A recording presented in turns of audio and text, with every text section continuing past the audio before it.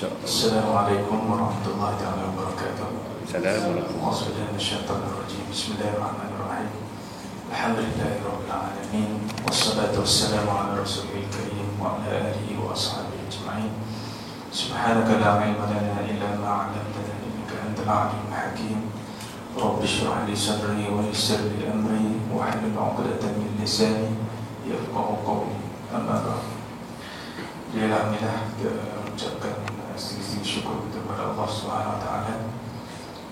Pada malam ini kita dapat berkumpul pada malam Jumaat, insyaAllah, untuk kita meneruskan kuliah umum kita. Dan insyaAllah pada malam ini kita menjemput Ustaz Musa Syaraf yang pernah datang dua kali sebenarnya, kali ketiga insyaAllah. Dan tajuk pada malam ini adalah Al-Quran Dusturuna. Al-Quran Dusturuna, Al-Quran perlembagaan kita. Jadi sambungan juga daripada ini salah satu prinsip 5 yang kita biasa dengar kan, Al-Mabadi' Al-Khamsah. Prinsip 5 iaitu Allahu ghayatuna, Ar-Rasul qudwatuna, Al-Quran dusturuna, Al-Jihadu sabiluna, Al-Mautu fi sabilillah, Asma amanina. Jadi ada 5 prinsip itu. Dan 2 minggu lepas Ustaz Zamri telah kupas prinsip yang kedua, iaitu Rasul qudwatuna. Jadi pada hari ini insyaAllah kita cuba tengok pula prinsip yang ketiga ni, iaitu Al-Quran Dusturuna, insyaAllah. Jadi tanpa melengahkan masa, anda serah kepada Ustaz Musa.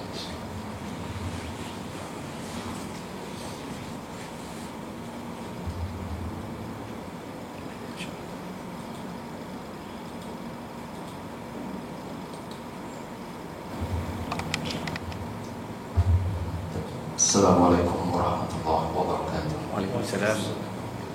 Alhamdulillah, nahmaduhu wa nasta'inuhu wa nastaghfiruh wa na'udzu billahi min shururi anfusina wa min sayyiati a'malina. Man yahdihillahu fala mudilla lahu wa man yudlil fala hadiya lahu. Asyhadu an la ilaha illallah wa asyhadu anna Muhammadan 'abduhu wa rasuluh. Amma ba'd.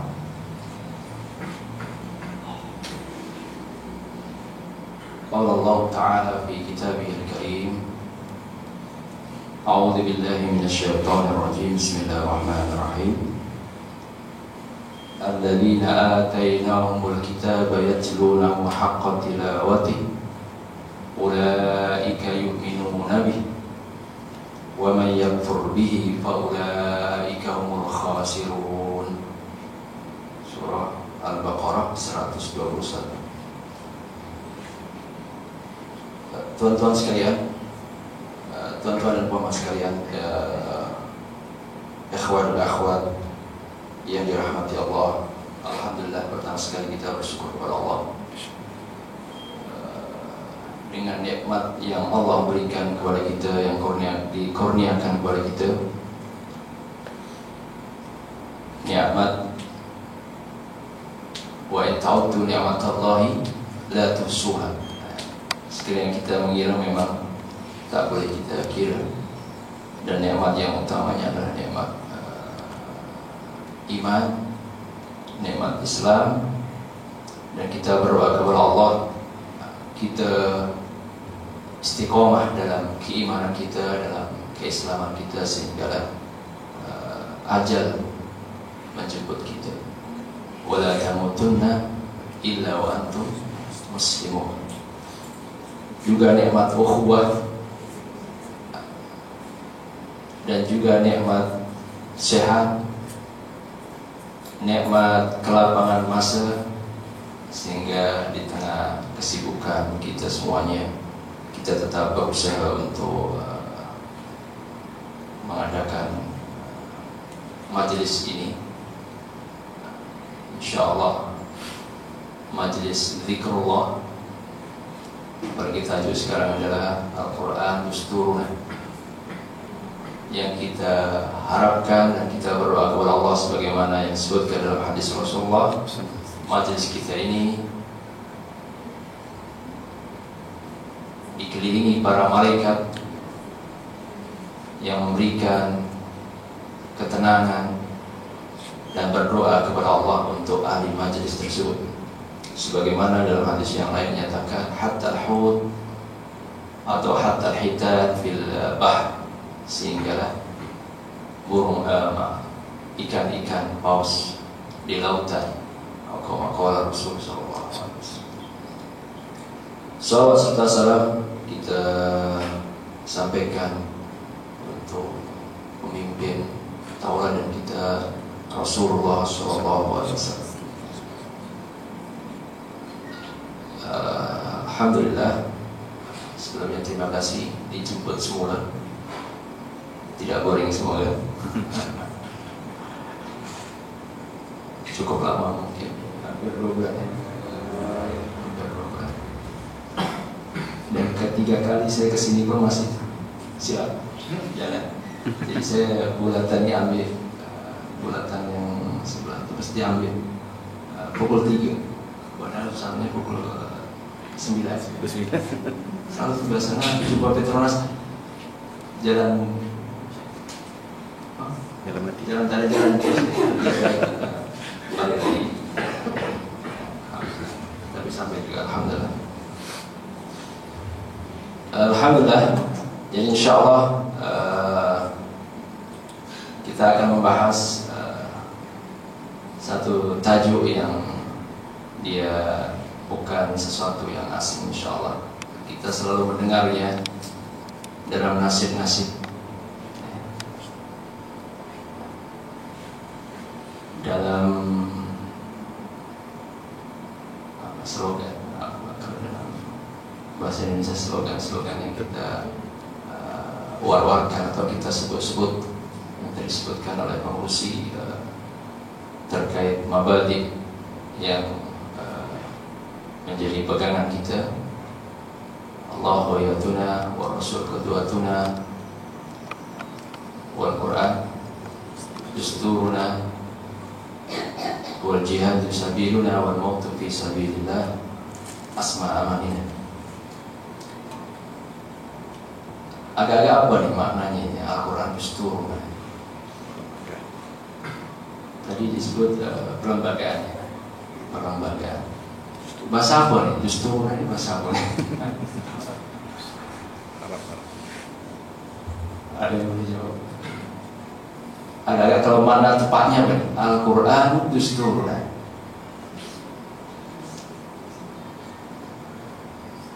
Yang ujung sebelah pegangan.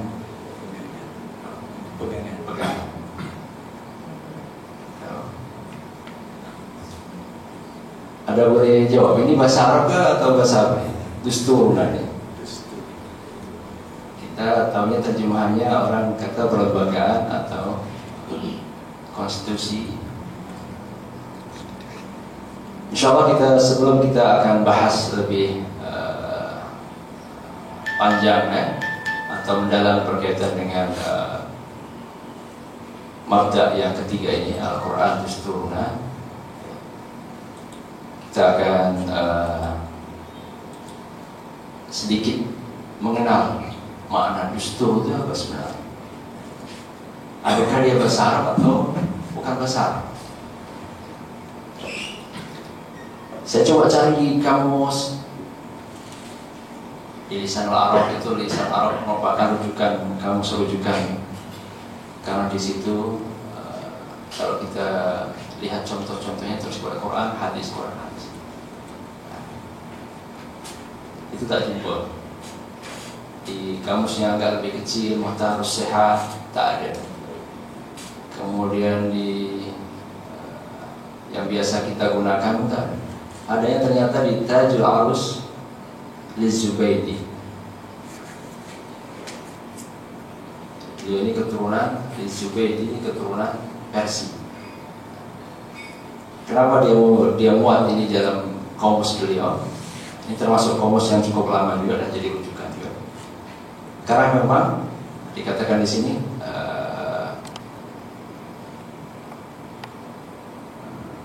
Farisiyah. Jadi perkataan Gustur itu sebenarnya dari bahasa Parsi. Tapi kemudian mu'arrobah, tapi sudah diarabkan.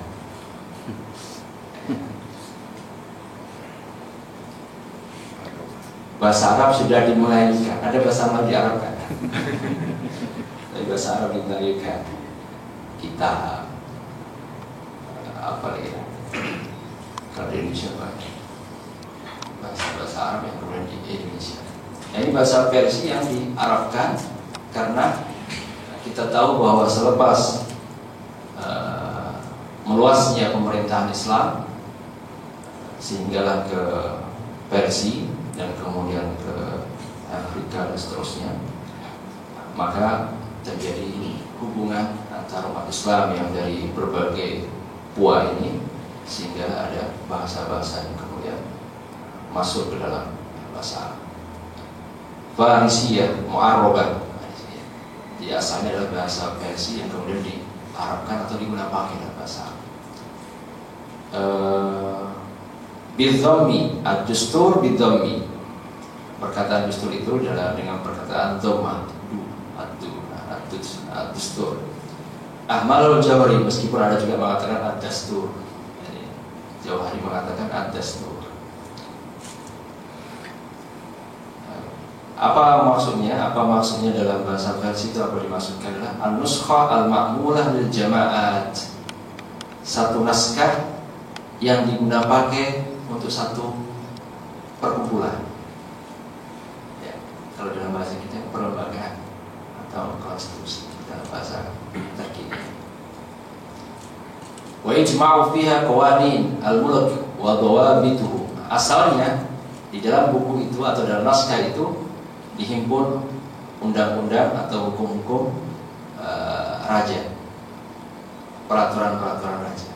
Ini dikatakan dari bahasa Persia, jadi raja-raja Persia. Kisra Persia, kaisar. Itu yang makna asal perkataan dustur. Kemudian sudah menjadi bahasa Arab. Di sini sebutkan qala saykhuna wa asluhu al-fathah, asalnya adalah fathah, dastur, dalam bahasa Persia dastur, kemudian didomahkan menjadi dustur, riba liyaltahiqa bi awzanil arab. Kalau dalam bahasa Arab tak ada fa'lul, tak ada adanya fu'lul dan sebagainya sehingga memudahkan. Tapi dirasa juga. Baik, ini sebagai tambahan pengetahuan. Atau mungkin sudah ada yang tahu, jadi ya, anggap saja mengingat kembali, refresh. Sebelumnya ada yang sudah tahu, buan-buan ya. Sekarang sudah jadi bahasa lain pula. Al-Quran dusturuna. Jadi videonya udah berubah.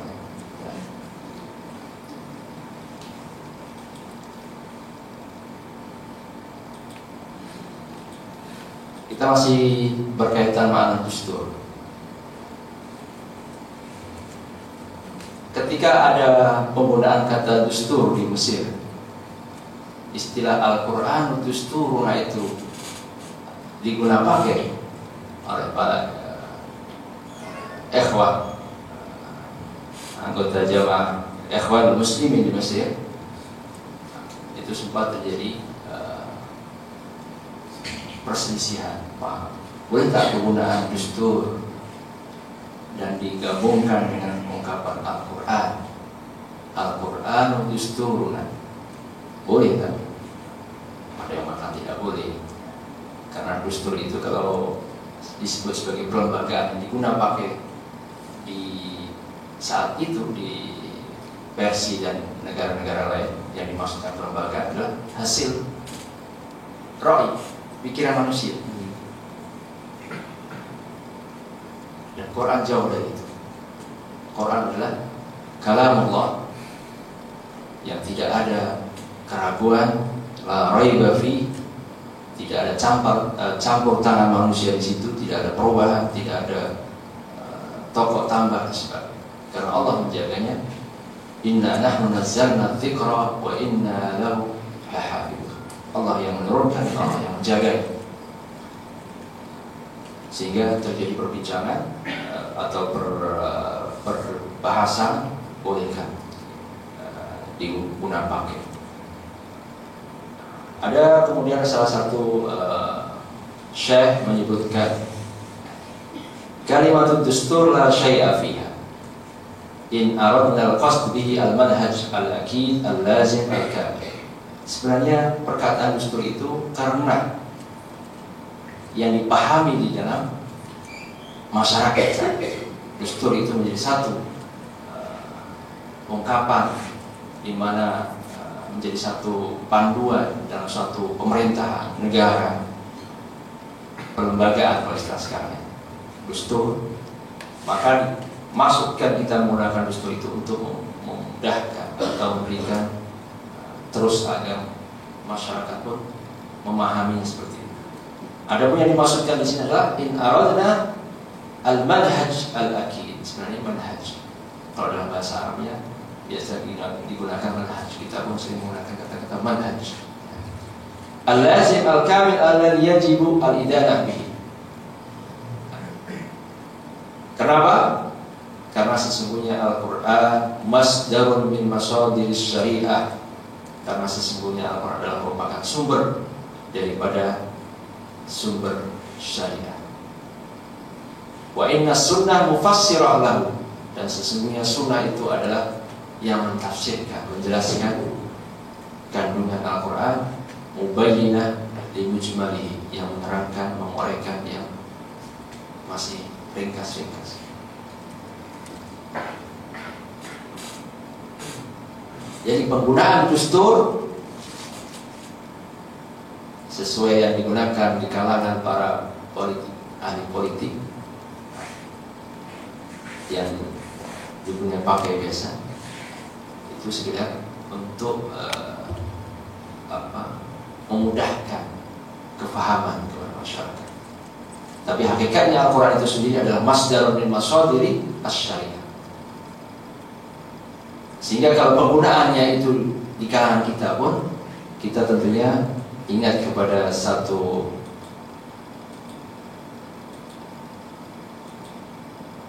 ungkapan dari Dr. Abdul Sattar Fathullah Sa'id. Beliau menyebutkan Al-Quran dusturuna. Penggunaan dustur ini karena dustur itu dimaksudkan ismun likulli jami' tadilah, satu himpunan aturan, peraturan yang lengkap, dan itu sebagaimana Al-Quran juga adalah Al-Kitab Al-Jami' Al-Muhit bi Usuluddin wa Furu'i. Al-Quran itu adalah kitab yang sempurna, yang menghimpunkan seluruh usuluddin, kaidah-kaidah agama, wa furu'u, dan cabang-cabangnya, bahagian-bahagiannya, akidah, berkaitan keimanan, berkaitan akhlak, peribadatan, hubungan antara manusia dengan makhluk yang lain, sama manusia ataupun dengan makhluk yang lain. Yang itu wa walladzi taqarrarat bihi hujjatus sunnah al-musrafah wa nazzalna 'alaikal kitaba litibyana likulli syai' wa hudan wa rahmatan wa busyra lil muslimin. Dalilnya dalam surah An-Nahl surah ke-16 ayat 89, Allah berfirman wa nazzalna 'alaikal kitaba tibyanan likulli syai'. Dan kami turunkan kepada engkau wahai Muhammad Al-Kitab, yaitu Al-Quran, tibyanan, sebagai penjelas, sebagai uraian, sebagai keterangan, likulli syai', terhadap semua masalah. Wa hudan, Al-Quran juga sebagai petunjuk, wa rahmah, dan juga sebagai rahmat, kasih sayang Allah untuk memandu manusia kepada kebahagiaan dunia dan akhirat. Wa busyra lil muslimin, yaitu kabar gembira berupa kejayaan di dunia dan di akhirat. Nah, ini rangkaian sedikit berkaitan dengan makna dustur. Sehingga kalau ada orang tanya, insya Allah tahu lah. Jadi bukan ikut saja. Al-Quran dusturna. Apa maksudnya? Tahu. Dan tajuk urus, nah, seperti itu tadi.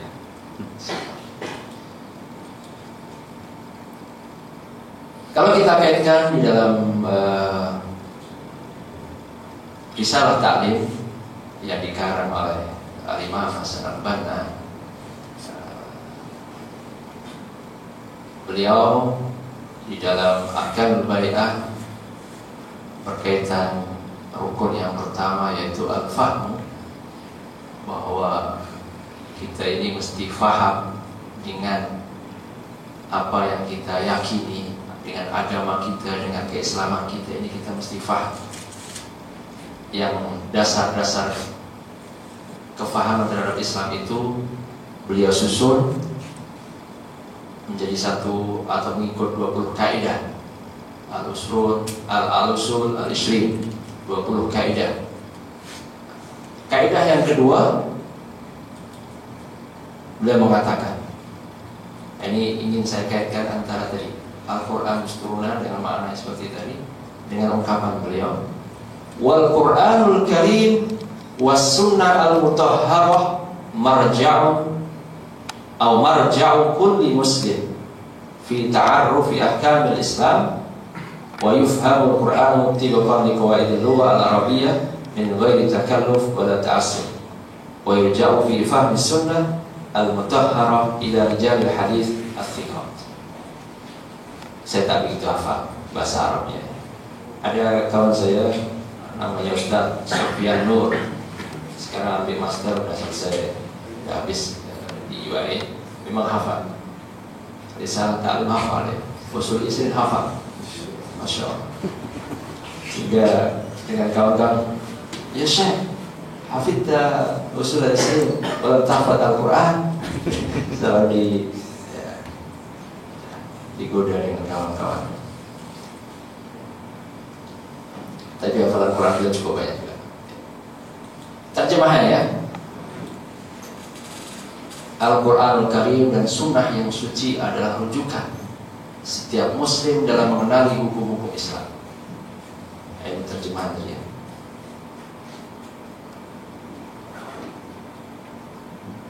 Wal Quranul Karim was Sunnah al-Mutahharah marja'u kulli Muslim fi ta'arufi ahkamil Islam. Al-Quran Karim dan Sunnah yang suci adalah rujukan setiap Muslim dalam mengenali hukum-hukum Islam. Al-Quran harus dipahami sesuai dengan kaidah-kaidah bahasa Arab tanpa takalluf, yaitu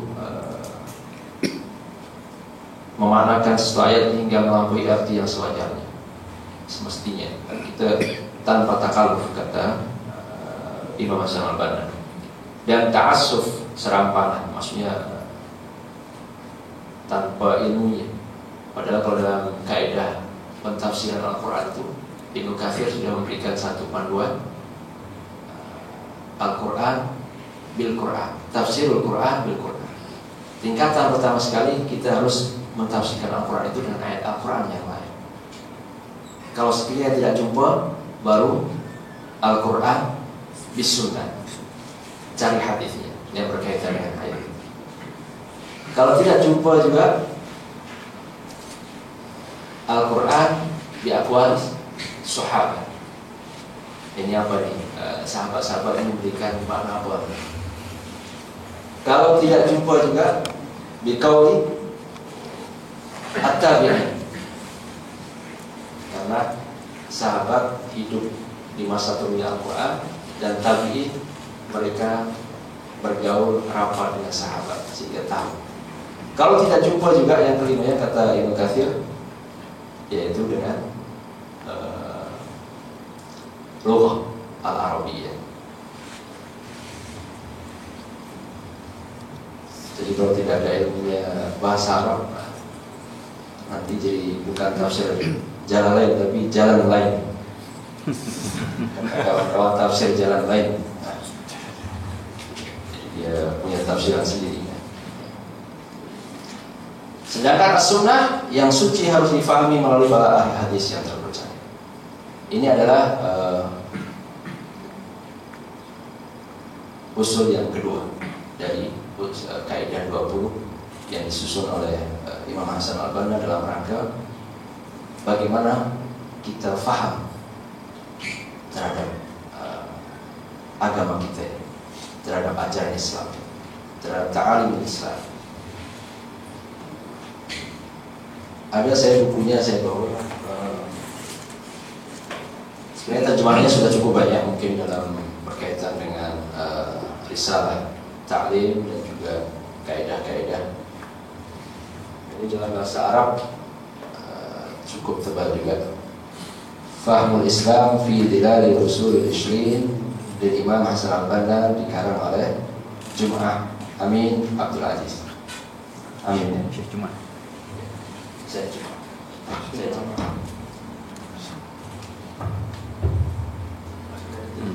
Sudah terjemah. Allah. Sehingga itu dan kawan-kawan kita nak terjemahkan, tapi tesis tak habis.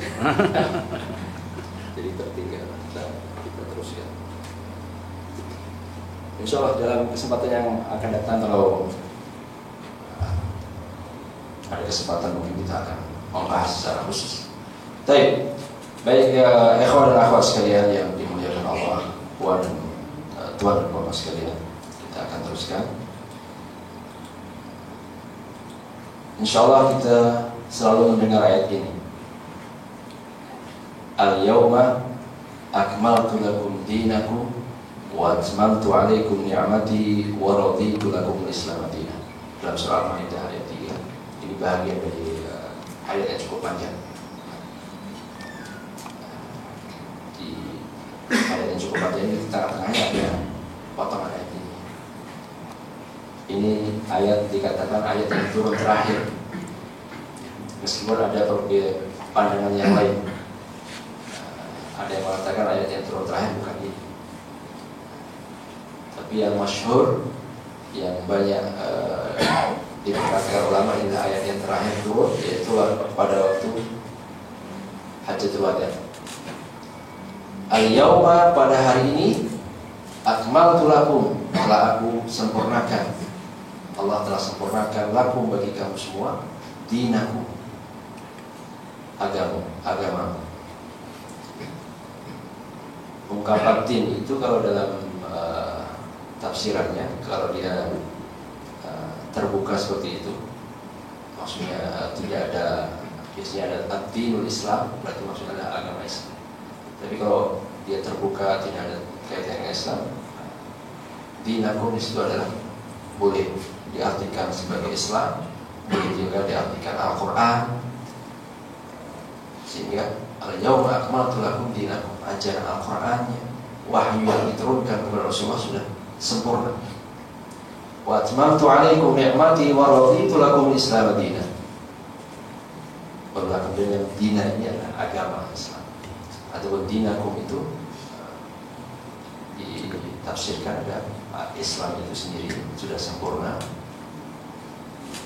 Kemudian risalah Nabi Muhammad sudah sempurna, atau Quran sendiri sudah sempurna. Maknanya kalau sudah sempurna, seperti yang kita baca dalam ayat berikutnya dalam surah Al-An'am 38, Allah berfirman, "Wa ma min dabbatin fil ardi wa la ta'irin yatiru bi janahihi illa umamun amsalukum ma farratna fil kitabi min syai' thumma ila rabbihim yuhsyarun." Yang saya warnakan hijau ini, ma farratna fil kitabi min syai', kita tidak tinggalkan, Allah tidak tinggalkan fil kitab, dalam Al-Quran, min syai', daripada sesuatu pun, melainkan sudah diterangkan. Meskipun orang-orang liberal dan sekular, dia coba ternyata tak ada mana. Jadi dia coba mentafsirkan ayat ini lain pula. Masalah ini tak ada, masalah pemerintahan tak ada, masalah pemilihan pemimpin tak ada misalnya. Apalagi dengan sistem pemerintahan sekarang, misalnya ada parlemen, ada seperti Al-Quran. Jadi apa ayat ini maksudnya? Ma farratna fil kitabi min syai'. Tidak kami tinggalkan. Farratna itu artinya biarkan begitu saja sesuatu tanpa Allah sudah terangkan.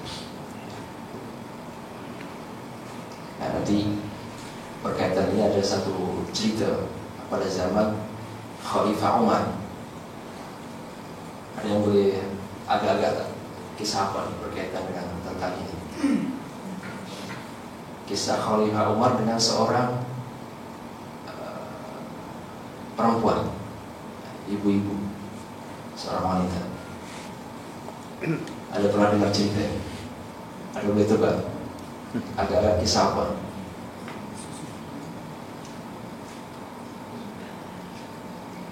Jadi ceritanya berkaitan tentang seorang wanita yang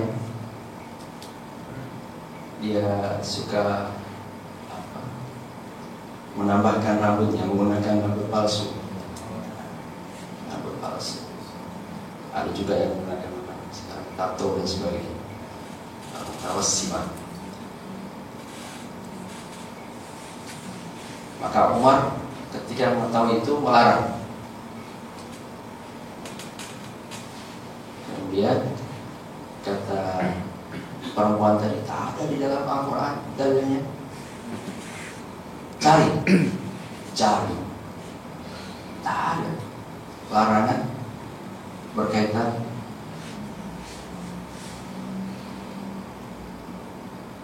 menambah rambut atau menggunakan rambut palsu dan juga menggunakan tato dan sebagainya. Maka sampailah kemudian ketika tetap dia menyatakan tak ada, saya tak jumpa, maka Umar kemudian tunjukkan di dalam surah Al-Hasyr ayat keberapa? Saya bawa mushaf, takut tersilap.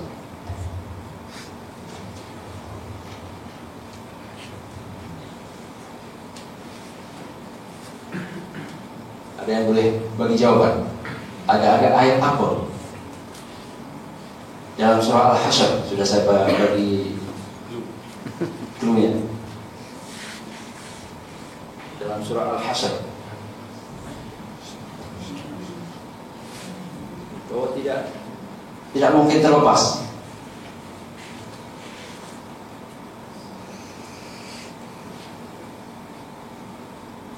Satu, dua, tiga. Ada disebutkan di dalam ayat ke-7 ya. Surah Al-Hasyr surah ke-59. Saya tidak tulis dalam slide. Ayatnya cukup panjang. Kemudian di bagian akhir-akhir ayat itu ada disebutkan, wa ma atakumur rasul fakhudhu wa ma nahakum anhu fantahu. Apa yang Rasul perintahkan, fakhudhu, maka ambillah atau laksanakan. Wa ma nahakum anhu fantahu. Apa yang Rasul larang, maka jauhi. Memang tidak ada larangan dalam Al-Quran menyambung rambut atau menggunakan tato dan sebagainya, tapi ternyata dalam hadis ada. Atau kama qala Rasulullah Allahu mutawassim wa mutawassima, yang mentato dan juga yang lain. Kadang-kadang saya tengok di jalan-jalan real tato orang Cina. Dia tak tahu hadis lagi. Jadi ayat ini, wa ma atakumur rasul fakhudhuhu wa ma nahakum anhu fantahu. Ini kaitannya bahwa as-sunnah, kalau kita kembali kepada makna tadi yang pertama ya, makna dustur tadi, bahwa sunnah yang suci adalah rujukan Muslim dalam mengenali hukum-hukum Islam, yaitu sumber perundangan yang kedua setelah Al-Quran. Maka dia menjelaskan, maka dia menguraikan apa-apa yang masih ringkas, mujmal di dalam Al-Quran. Contohnya tadi, sehingga wa ma atakumur rasul fakhudhu wa ma nahakum anhu fantahu.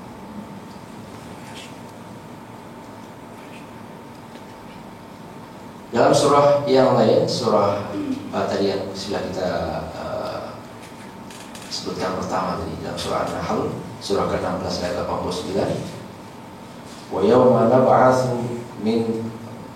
nab'atsu fi kulli ummatin shahidan 'alaihim min anfusihim wa ji'na bika shahidan 'ala haula. Ini ketika sampai dibaca di sini Rasulullah menangis. Ketika saat itu menyuruh membaca sahabat Abdullah bin Mas'ud. Dia panggil, ya Abdullah, bacakan ayat-ayat Al-Quran. Kata Ibnu Mas'ud, Quran itu diturunkan kepada anda ya Rasulullah. Takkan saya yang baca, Pak. Saya suka mendengar dari orang lain. Maka dibacalah oleh Abdullah bin Mas'ud ayat-ayat dalam surah An-Nahl sampailah kepada ayat ini. Rasulullah menangis. Hasbuk, hasbuk. Sebab di sini disebutkan wajibna bika syahidan 'ala haula. Rasulullah akan sebagai saksi dan itu Rasulullah merasa satu tugas yang berat, menyaksikan bahwa dia sudah menyampaikan ajaran-ajaran yang diwahyukan oleh Allah kepada umat atau kepada umat manusia. Karena hakikatnya Islam ini wa ma arsalnaka illa rahmatan lil alamin, seluruh alam, kafatan linnas, bagi semua manusia. Nah, di sini yang warna hijau, wa nazzalna 'alaikal kitaba tibyanan likulli syai' wa hudan wa rahmatan wa busyra lil muslimin. Bahwa kami telah turunkan kepada kamu Al-Quran menerangkan segala sesuatu. Wa hudan wa rahmatan wa busyra lil muslimin. Nanti kalau kita lihat di dalam beberapa ayat, maka kita akan melihat bagaimana Al-Quran dan juga Al-Hadis sebagai penjelasnya menerangkan segala peraturan-peraturan, kaidah-kaidah seorang manusia dalam kehidupannya di dunia ini. Itulah yang dimaksudkan kan Al-Quran dustur. Dalam masalah pendidikan anak, misalnya di dalam surah At-Tahrim, surah At-Tahrim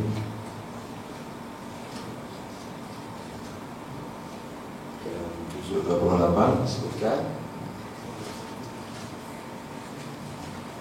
ayat ke-6, ya ayyuhalladzina amanu qu anfusakum wa ahlikum nara. Wahai orang-orang yang beriman, jagalah diri kamu dan keluarga kamu daripada api neraka. Ini dari segi visi maupun misi pendidikan. Seharusnya menyelamatkan keluarga dari api neraka.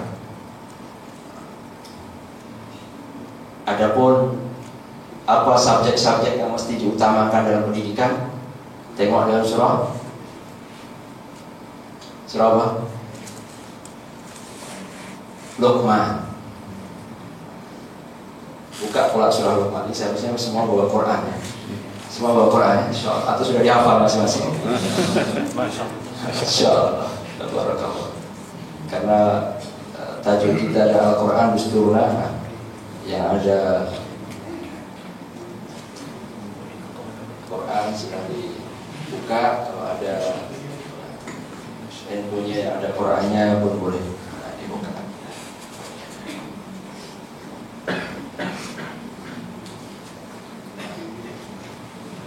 Jadi tadi dalam surah At-Tahrim ayat ke-6 tadi berkaitan tentang pendidikan, visi visi atau misi pendidikan kita adalah menyelamatkan daripada api neraka. Dan itu adalah tanggung jawab bapak, ibu bapak secara bersama-sama, dan terutama suami sebagai kepala keluarga. Adapun secara praktikalnya dalam pendidikannya seperti yang dilakukan oleh Luqman terhadap anaknya, juz 21 ya.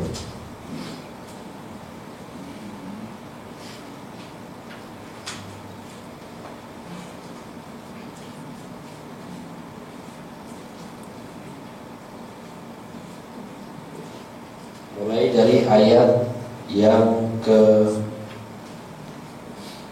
12 sampai 19, satu muka surat itu adalah apa-apa yang mesti menjadi satu subjek utama di dalam pengajaran kita terhadap anak-anak kita dan juga masyarakat secara umum. Yang pertama adalah wa idh qala Luqman li ibnihi wa huwa ya'idhuhu ya bunayya la tusyrik billah. Jangan syirik. Ini berkaitan tentang akidah, penanaman akidah. Dalam ungkapan yang lain, beberapa ulama mengatakan al-Islamu aqidatun wa ibadatun wa syari'atun. Ada ungkapan seperti itu. Islam adalah akidah, penanaman akidah, keyakinan kepada Allah.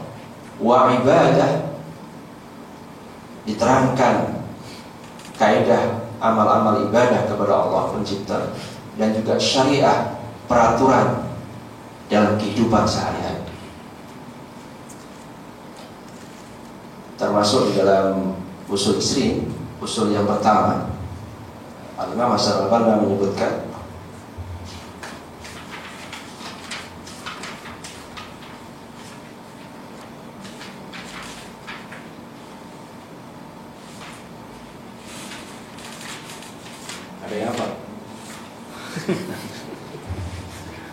Al-Islamu nidhamun syamil. Islam adalah aturan yang sempurna. Ini tajuknya saya tulis Islam agama sempurna. Al-Islamu nidhamun syamil. Islam adalah peraturan yang sempurna. Yatanawal madahil hayat jami'an, yang melingkupi atau merangkumi semua aspek segi kehidupan secara keseluruhan. Fahuwa daulatun wa watan. Nah, berikutnya inilah beliau uraikan oleh Imam As-Sa'labani. Beliau katakan fahuwa daulah, dia menerangkan tentang pemerintahan. Nanti insya Allah kita tengok beberapa ayat yang berkaitan tentang pemerintah, tentang hukum, tentang kewajiban pemimpin, tentang sistem syura dan sebagainya, insya Allah. Wa watan, dan juga berkaitan negeri, tanah tumpah darah. Al-hukumah, dan juga pemerintahan. Wa ummah, dan juga masyarakat. Wa huwa khalqun wa quwwah. Khulqun, dia berkaitan tentang akhlak. Wa quwwatun, tapi juga berkaitan kekuatan.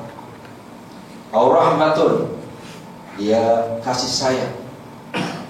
Wa adalatun, Islam itu adalah penjunjung tinggi keadilan. Wa huwa thaqafah wa qanun, juga undang-undang, ilmu pengetahuan dan undang-undang. Au ilmun wa qada, juga berkaitan tentang hukum, perundang-undangan, dan seterusnya. Madatun wa sarwah, kasbin wa ghina, termasuk ekonomi. Islam menerangkan itu, meskipun sekali lagi yang perlu kita pahami bahwa sebahagiannya mungkin mujmal, diterangkan secara ringkas, tidak mendetail. Itulah yang menjadikan Islam ini universal. Dia diterima di segala tempat. Sebab kalau misalnya ditentukan dalam pemilihan pemimpin suatu negara, misalnya dia mesti ikut satu cara di suatu negeri misalnya, padahal perubahan ini, zaman ini melalui perubahan-perubahan, sehingga seperti itu tidak dikhususkan secara khusus dalam Al-Quran maupun As-Sunnah. Termasuk ketika Rasulullah wafat Sallallahu Alaihi Wasallam, beliau tidak menentukan siapa pengganti beliau, sehinggalah para sahabat Muhajirin dan Ansar melakukan surah di Bani Thaqiqah, dan terpilihlah Abu Bakar. Ketika Abu Bakar sebelum dia meninggal sudah menentukan Umar bin Khattab, dan Umar menggunakan cara yang lain. Ada ahlul hilli wal aqdi, 6 orang sahabat. Utsman lain lagi, dan ketika pindah kepada Ali dan seterusnya terjadi perubahan-perubahan. Bentuk-bentuk seperti itu tidak diaturkan dalam Al-Quran secara, diberikan kebebasan, dan itulah murunah. Dikatakan dalam kaidah usul fikih itu, murunah syariat Islamnya itu adalah yang luwes, boleh pahamnya luwes. Dia akan boleh mengikuti dan sejalan dengan perkembangan zaman ini.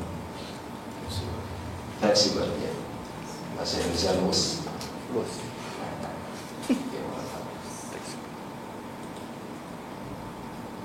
Maka ketika kita sudah tahu bahwa Al-Quran sebagai panduan hidup yang akan menghantarkan manusia kepada kebahagiaan dunia dan akhirat, maka tanggung jawab umat Islam adalah berhukum dengan Al-Quran, dan itu adalah konsekuensi dari keimanan kita kepada Al-Quran. Di antaranya yang pernah kita bahas ketika pertemuan yang lepas, yaitu at-tahkim atau iqamatul ahkam. Iqamatul ahkami, kita menegakkan dan kita berhukum, kita menjadikan Al-Quran sebagai panduan dalam kehidupan kita. Dalam surah Al-Maidah 44, 45, 47, tengok, "Wa lam yahkum bima anzalallah fa ulaika." Yang 44 itu apa? Pertama,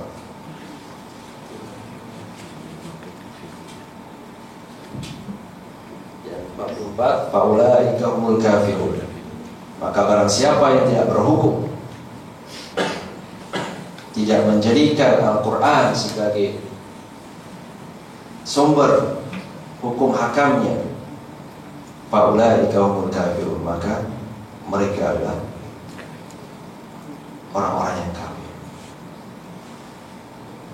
Kemudian dalam ayat 45-nya disebutkan, wa man lam yahkum bima anzalallah fa ulaika humuz zalimun. Barang siapa yang tidak berhukum dengan hukum-hukum Allah yang diturunkan oleh Allah, fa ulaika humuz zalimun. 45. Yang 47, wal yahkum ahlul injili bima anzalallah fihi wa man lam yahkum bima anzalallah fa ulaika humul fasiqun. Mereka adalah orang-orang fasik. Kalau kebetulan kajian saya ini PhD tentang Hamka, beliau cukup keras ketika menerangkan tentang ayat di dalam Al-Maidah ayat 45 tentang perlunya menjadikan Al-Quran sebagai sumber perlembagaan, sumber hukum, sumber aturan dalam kehidupan manusia, apalagi dengan ancaman dari faulaika humul kafirun, faulaika humuz zalimun, faulaika humul fasiqun. Selalunya kalau orang tidak menjadikan Al-Quran sebagai sumber panduan kehidupannya, dia cenderung akan zalim, tidak akan adil. Dia cenderung akan fasik. Fasik ini orang-orang yang sentiasa berbuat dosa dengan melakukan hal-hal yang merugikan orang lain. Dan akan menunjukkan kepada kekufuran karena melebihkan aturan manusia atau buatan al-wad', buatan manusia daripada buatan pencipta. Padahal Islam, kalau kita lihat di dalam kisah sejarah ketika utusan yang hijrah ke Habasyah, bukan ke Habasyah, yang ketika ditanya oleh Rustum, apa sebenarnya mau kamu? Jadi mengeluarkan manusia dari menyembah sesama manusia menjadi menyembah kepada pencipta manusia. Ini ungkapan yang demikian berkesan bagi umat Islam untuk menegakkan akidah, keyakinan hanya kepada Allah Subhanahu wa ta'ala. Di dalam ayat yang ke-50, afa hukmal jahiliyati yabghun, maka adakah hukum jahiliyah yang mereka harapkan? Wa man ahsanu minallahi hukman liqaumin yuqinun, maka barang siapa atau siapakah yang lebih baik hukumnya daripada Allah, liqaumin yuqinun, bagi kaum yang meyakini. Ini beberapa ayat, banyak sekali sebenarnya ayat-ayat yang berkaitan. Saya tak sempat tuliskan ayatnya di dalam slide ini. Boleh, kalau yang nak catat boleh catat misalnya di dalam surah Al-Maidah juga ayat 49, masih tadi ya, 47, 44, 45, 47, 49, 50. Itu berkaitan kewajiban kita untuk menjadikan Al-Quran sebagai sumber perlembagaan, sumber perundangan, sumber peraturan dalam kehidupan kita. Wa alaikum bainahum bima anzalallahu wa la tattabi' ahwa'ahum, janganlah kamu wahai Muhammad mengikuti hawa nafsu mereka. Untuk kajian saya ini tentang politik, pemikiran politik, jadi ayat-ayat yang biasa dibuka-buka sih, tapi tak siap. Jadi secara khusus saya dalam kesempatan ini mohon doa, semoga dimudahkan untuk menyelesaikan pembelajarannya, karena sudah semester akhir, siap lagi insyaallah.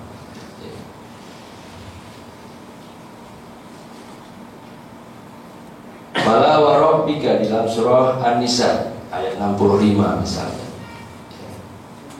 An-Nisa ayat 65, fala wa rabbika la yu'minuna hatta yuhaqqimuka fima shajara bainahum thumma la yajidu fi anfusihim harajan mimma qadaita wa yusallimu taslima.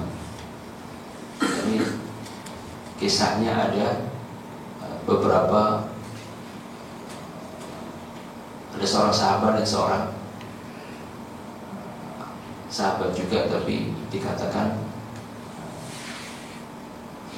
suatu ketika mereka berada di kebun kurma, sedang mengalirkan air. Ini ada dalam hadis sahih juga. Satunya sahabat, maaf saya lupa nama sahabat itu,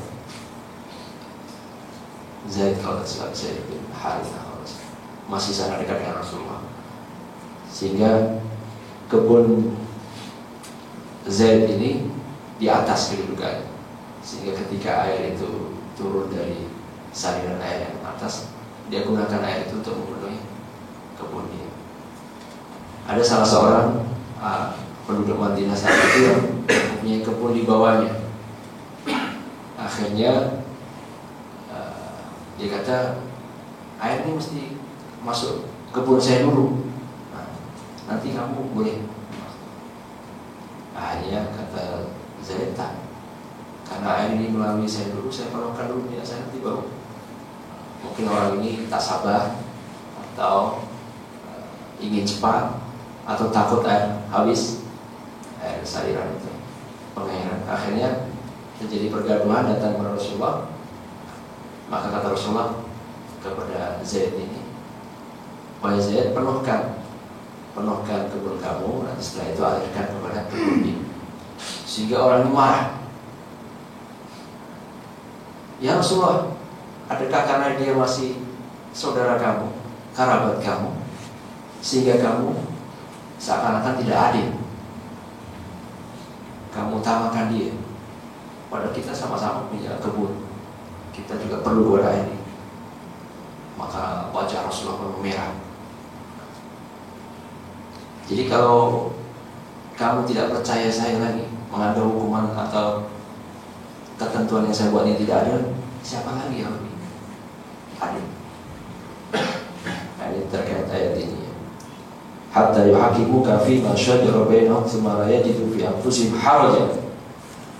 Seharusnya bagi hamba Allah, seorang muslim mukmin, dia tidak harus merasa ada berat, perasaan berat ketika harus menjadikan Al-Quran dan Sunnah Rasulullah sebagai panduan kehidupannya. Sebaliknya, wa yusallimu tasliman, sebaliknya menerimanya dengan penuh penyerahan diri. Kalau di dalam surah Al-Hujurat ada satu pengajaran di dalam surah Al-Hujurat itu, ya ayyuhalladzina amanu la tuqaddimu baina yadayillahi wa rasulih. Wahai orang-orang yang beriman, janganlah kamu berkehadapan, maksudnya mendahului Allah dan Rasulnya. Saya tak suka lah hukum ini, terlalu susah.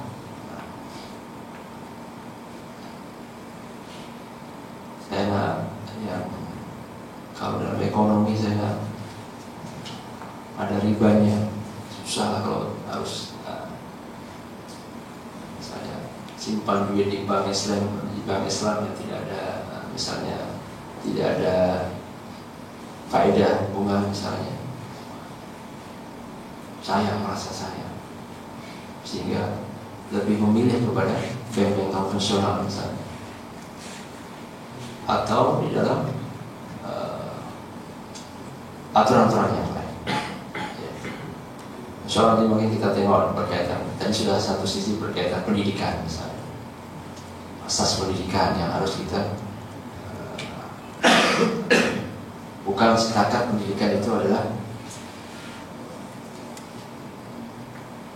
nanti setelah rendah, setelah menengah ikut SPM dan bekerja. Bukan setakat bahwa tujuannya adalah bekerja. Lebih daripada itu adalah semuanya adalah bernilai ibadah.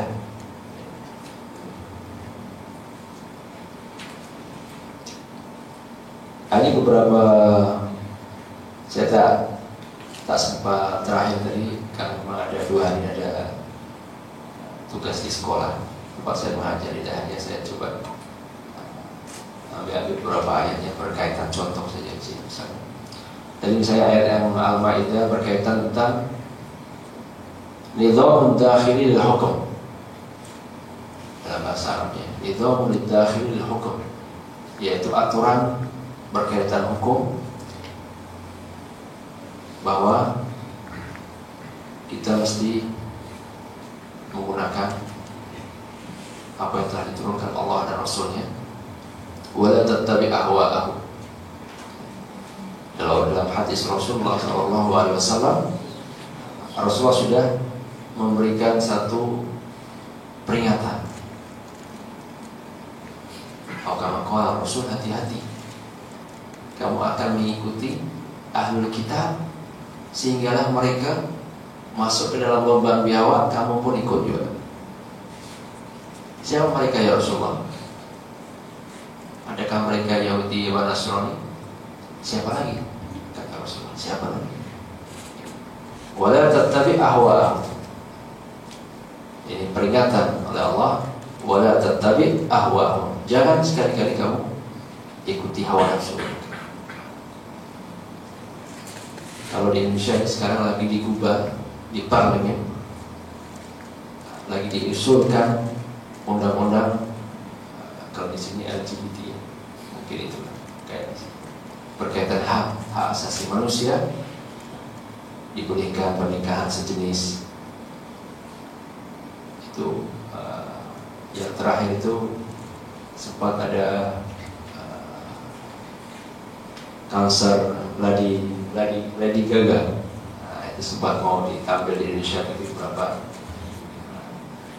kalangan umat Islam tidak bersetuju, akhirnya takut juga tak jadi datang ke Jakarta. Alasannya adalah kebebasan untuk berekspresi, menyampaikan. Wala tattabi' ahwa'ahum wahdharhum ay yaftinuka an ba'di ma anzalallahu ilaik. Waspada terhadap mereka. Ay yaftinuka, di mana membuat fitnah kepada kau. An ba'di ma anzalallahu ilaik. Contoh-contohnya cukup banyak berkaitan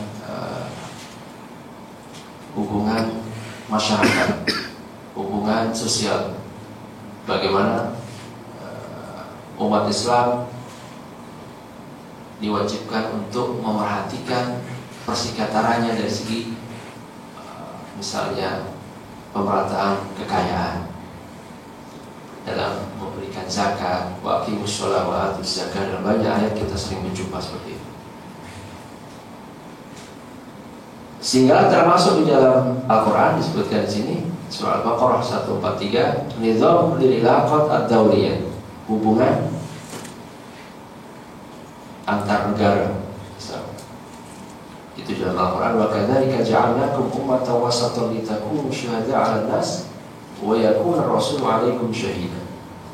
Seharusnya umat Islam, bangsa-bangsa muslim ini, dia menjadi contoh bagi umat-umat bangsa yang lain. Wa nizamul 'amali lil qada'. Ini tadi yang sudah kita contohkan, bahwa dalam praktikalnya peraturan itu harus mengikut apa yang diperintahkan Rasulullah dalam surah Nisa ayat 65. Allah sudah berfirman. Termasuk di dalam masalah walidhamul ittifa wal jundiyah, ketenteraan misalnya, pertahanan. Infiru khifafan wa thiqala wajahidu bi amwalikum wa anfusikum fi sabilillah. Ini ketenteraan. Ini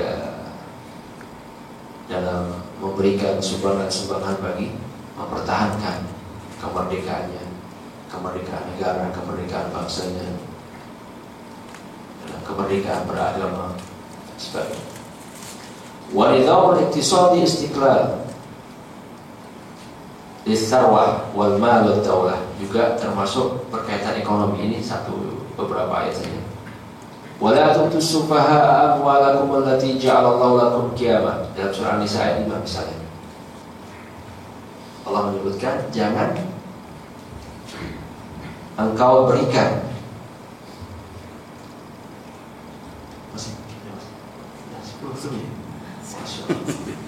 tak terasa.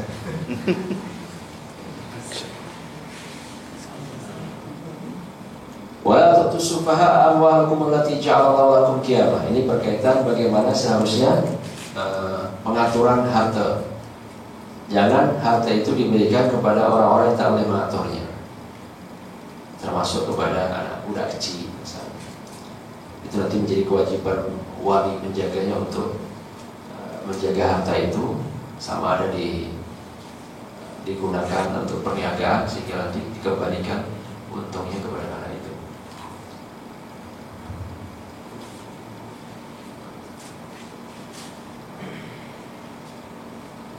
termasuk dalam pendidikan misalnya, pengajaran Iqra bismi rabbikal ladzi khalaq, bahwa konsep keilmuan dalam Islam ini istilah bismi rabbikal ladzi khalaq tetap dalam kaidah aturan-aturan yang ditentukan oleh Allah, bukan dengan menciptakan teknologi-teknologi yang kemudian merusakkan manusia itu sendiri. Dhaharal fasadu fil barri wal bahri bima kasabat aydin nas. Nuklir dan berbagai-bagai yang kemudian ternyata disalahgunakan dan menghancurkan manusia, bukan sebaliknya digunakan untuk misalnya sesuatu yang bermanfaat. Dalam usrah misalnya, dalam keluarga, ini tadi yang sudah kita bahas, ya ayyuhalladzina amanu qu anfusakum wa ahlikum nar. Dalam kehidupan pribadi kita masing-masing sebagai anggota masyarakat, nizamul fardi bagi individu masyarakat dalam akhlaknya secara khusus. Qad aflaha man zakkaha, sungguh beruntung orang yang membersihkan diri. Dan beberapa ayat yang lain, insyaallah kita boleh buka-buka Al-Quran terjemahan. Kita kembali sebagai penutupnya. Ini ungkapan Imam Hasan al-Banna di Risalah Da'watuna. Beliau mengatakan, fa amma kitabullah fa huwa asasul Islam.